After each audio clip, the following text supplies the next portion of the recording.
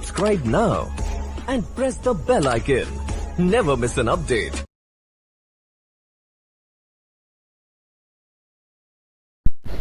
जय हिंद, वंदे मातरम। दोस्तों, एनसीबी से बचने के लिए बॉलीवुड गैंग ने कौन सा नया तरीका ईजाद किया है, इसके बारे में आगे बात करेंगे। उससे पहले सुशांत सिंह राजपूत को लेकर एक अच्छी खबर है जो याहू ने जारी किया है।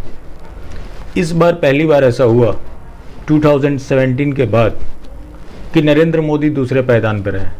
सबसे ज़्यादा सुशांत सिंह राजपूत को सर्च किया गया है। दूसरे नंबर पर नरेंद्र मोदी, तीसरे नंबर पर रिया चक्रवर्ती, उसके बाद अमित शाह, उद्धव ठाकरे, अरविंद केजरीवाल, ममता बनर्जी, ये सारे लोग हैं। अगर वही मेल पर्सनालिटीज़ की बात करें, मतलब जो बॉलीवुड सेलिब्रिटीज़ हैं, उसमें भी पहले नंबर पे सुशांत सिंह राजपूत हैं। तो दूसरे नंबर पे अमिताभ बच्चन, फिर अक्षय कुमार, ये सारे लोग हैं। अगर वही फीमेल की बात करें तो वहाँ नंबर 1 है रिया चक्रवर्ती, उसके बाद कंगना रनौत, दीपिका पादुकोण, ये सारी लोग हैं।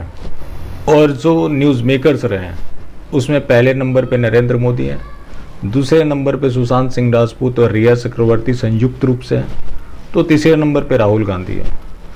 तो इधर हीरो ऑफ द ईयर का खिताब सोनू सूद को मिला है क्योंकि उन्होंने पेंडेमिक में अच्छा काम किया था।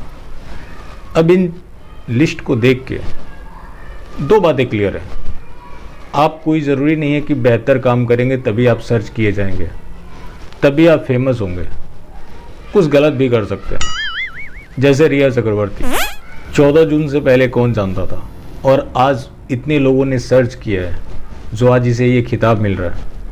तो ये लड़कियों के लिए भी संदेश है कि हमेशा बड़ी मछली पकड़े, लेकिन हाँ, मछली के साथ कुछ गलत ना करें।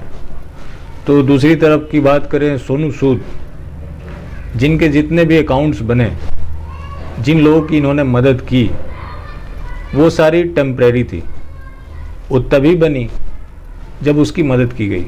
आज वो अकाउंट कहाँ है, वो मदद लेने वाले कहाँ हैं, उसके रिपोर्ट्स कहाँ हैं, ये किसी के पास नहीं है। तो ये बताने के लिए काफ़ी है कि ज़रूरी नहीं है कि आप किसी की मदद करके ही लोगों के दिल में जगह बना सकते हैं।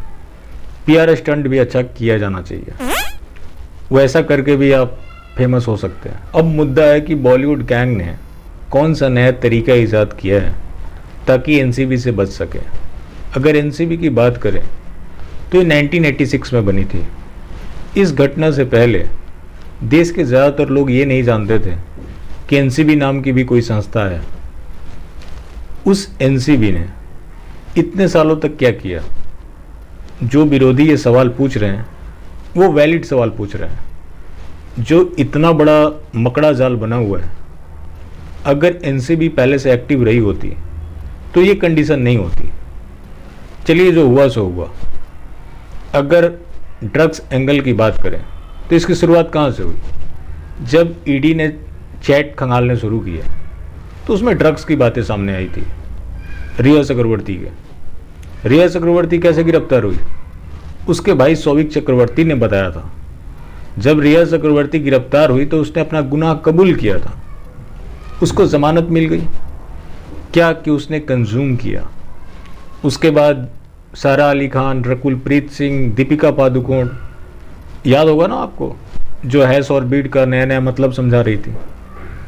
इनके व्हाट्सएप ग्रुप से जो बातें आई थी, उसके बाद जो नया नाम जुड़ा, जो थोड़ा फेमस था, भारती सिंह। भारती सिंह के पास 86.5 ग्राम गांजा बरामद हुआ। उसने स्वीकार किया कि हाँ, मैं ड्रग्स लेती हूँ। उसके बावजूद इनको लगातार जो बेल मिल रहा है, इससे क्या इमेज क्रिएट हो रहा है? अगर भारती सिंह मामले की बात करें तो इसको जमानत एनडीपीएस कोर्ट से मिली है। एनसीबी चाहती थी कि इसका पुलिस कस्टडी लिया जाए, लेकिन कोर्ट ने ये कहकर खारिज कर दिया कि चूंकि ये मामला कंज्यूम का है, इसलिए यहाँ पुलिस कस्टडी की कोई ज़रूरत नहीं है, इसे जुडिशियल कस्टडी में भेजा जाना चाहिए। बाद में उसी कोर्ट ने भारती सिंह को जमानत दे दी। जब ये लोग बाहर निकले तो वेव कर रहे थे और विक्ट्री साइन दिखा रहे थे। मतलब क्या, ये किसी आंदोलन में जेल में गए थे या इनको गलत तरीके से रखा गया था? इन्होंने अपना गुनाह भी कबूल किया था। उसी के बारे में खबर आ रही है कि एनसीबी ने फिर से एप्लीकेशन डाला है कि इसके बेल को कैंसिल किया जाए, और ये होना भी चाहिए क्योंकि ये पहला मौका है और बड़ा मौका है जहां एनसीबी दिखा सकती है कि हाँ, एनसीबी नाम की भी कोई संस्था है। वरना जैसे पहले इसके बारे में कोई जानता ही नहीं था, अब इसके बारे में लोग नेगेटिव जानेंगे। जब आप कहते हो कि ड्रग्स रखना इलीगल है तो कंज्यूम करना कैसे लीगल हो सकता है? अगर आप उसको बेल दे रहे हो, इसका मतलब कहीं ना कहीं उस चीज़ को आप नज़रअंदाज कर रहे हो जिसकी वजह से उसे पकड़ा गया था। ड्रग्स की इतनी छापेमारी चल रही है, इसके बावजूद भी इनके घर ड्रग्स बरामद हो रहे हैं। इसका मतलब ये पूरी तरह से एडिक्टेड हो चुके हैं, ये ड्रग्स के बिना रह ही नहीं सकते, वरना इस कंडीशन में तो कुछ समय के लिए त्याग सकते थे। अब इन्होंने क्या किया है, जैसे रिया चक्रवर्ती को जमानत मिली और भी कुछ लोगों से पूछताछ करके छोड़ दिया गया, तो इनको एक क्लू मिल गया कि कम मात्रा में रखेंगे तो हमारा कुछ नहीं होगा।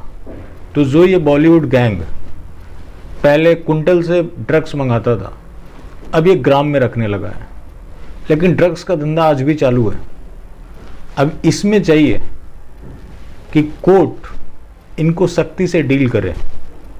अगर ड्रग्स रखना गैर कानूनी है तो ड्रग्स कंज्यूम करना भी गैर कानूनी है।